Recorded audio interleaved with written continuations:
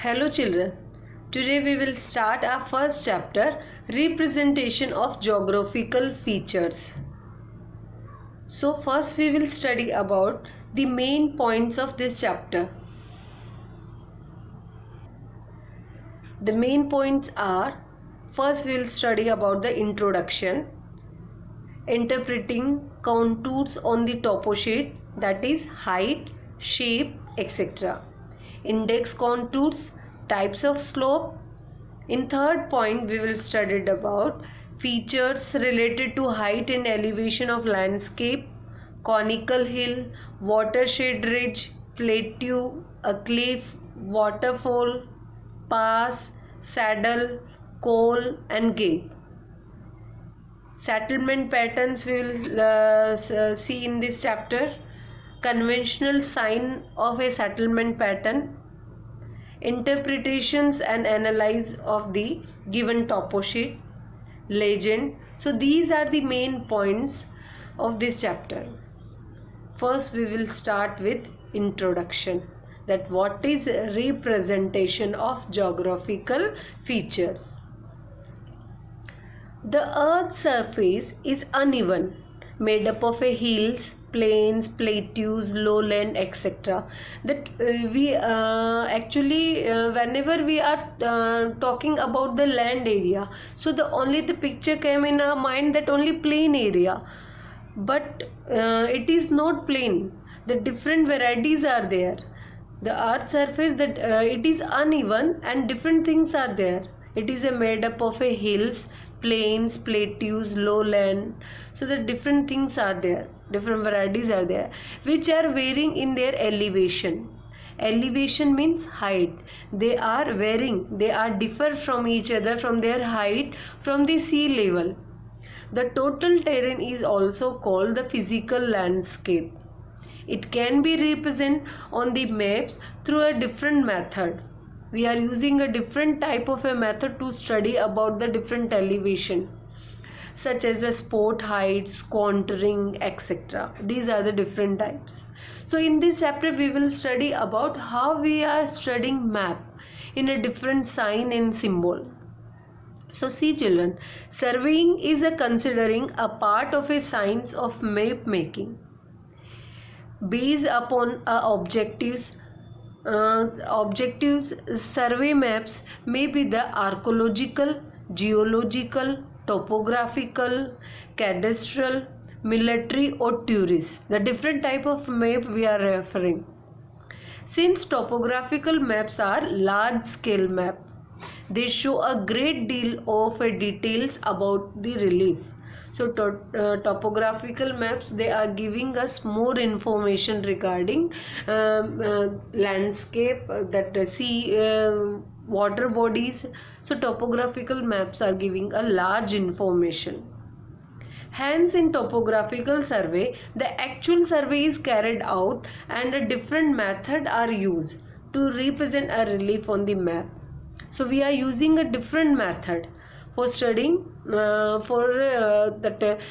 about the different thing, the different relief we are studying.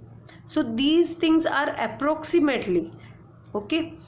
So what different method we are using? So for we will study about the different method. So these are the different methods, 6 different methods we are using. Horseshoeing, hill shading, foam lines, spot heights, triangulation points, benchmark.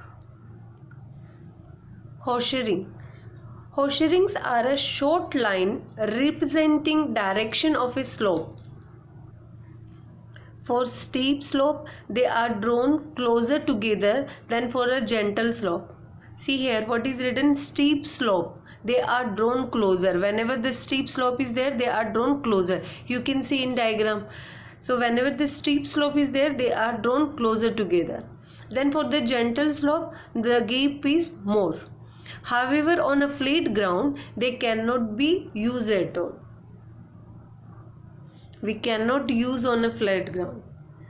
Actually, the main disadvantages of this horseshoeing, that is alone, the disadvantages of horseshoeing alone is that the single disadvantage is that it gives no indication of the actual height, and that the both high plateau region and the low plains are unshaded. Actually, it is not given the actual information. Okay, the close horseshoeing of the high mountain region tend to obscures the other details of the map. So they obscure the other details. So this is a horseshoeing. So whenever the gentle slope is there, they are drawn the far away. Whenever the, see, you can see here the gentle slope is there. So they are drawn, they are not closely drawn. But see, look at here. Here it is close together. That means the steep slope is there. So this is the one type of surveying, that is a horseshoeing. Now see the second type, that is hill shading. Hill shading shows the relief by light and shade. Two methods are adopted for this purpose. A light is imagined to be vertically over the area being mapped. The steep slopes are then shown by a dark shading. So whenever the steep slope is there, it's shown by the dark shading, and the level ground where the high or the low are unshaded. They are unshaded. The second method is a light is imagined to be shining from the southeast. See here, the direction is, no direction is given there. So see, in the southeast, so that the northwest facing slopes are more darkly. They are of two types. If the steep are there, the steep slopes are there, then they are in a dark shading, and the low ground or whether the high or the low, then it is unshaded. And the second method of this hill shading, a light is imagined to be shining from the southeast. Whenever the slope is the southeast, so the northwest facing slopes are more darkly. Northwest, they are the more darker in they shaded in a dark color than those facing the southeast. So these are the two methods adopted for hill shading. Both the method given a general idea. Actually, these both method, whether we are getting the southeast or the northwest direction, or whether we are getting a steep slope in a dark color or the low area in unshaded color, so both the method give a general idea of relief of the country. But the disadvantages, advantages are similar to those of horseshoeing. The same disadvantages in hill shading also, those are in horseshoeing. Why? That hill shading does not give any idea of actual height. That these both methods are not giving the actual idea of height, and that it is difficult to know whether a piece of land is a sloping uphill or a downhill. So the same disadvantages in horseshoeing and hill shading. Okay, so these are the two methods. Now come to third form, that is foam line. Foam lines. You can see this diagram. This is showing us a foam line. Foam lines are contour lines but show only approximate height above sea level, as they are used to indicate the elevation of the area which are not accessible for a proper survey.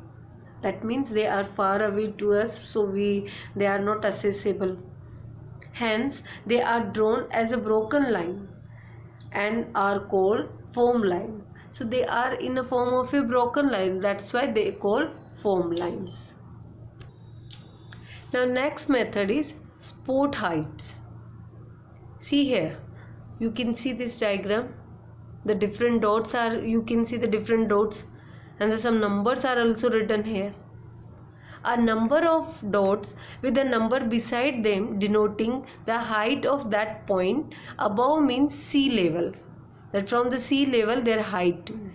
It is written by dot is there, and beside that dot the number is written there. So they are showing us, they are giving us information that how much their height from the sea level. See here, the example, the dot 400 is given there. That means from the sea level its height is 60 meter. Its height is 400 meter, because we are taking this 400. That means above the sea level it is a 400 meter. 260, that means from the sea level it is a 260, 270, like this. Now the next, that is fifth method, that is a triangulation method. Now see, you can see in this diagram that different triangle is made there, and beside it number is written there, 340, 240, 300. So see, what is this triangulation method?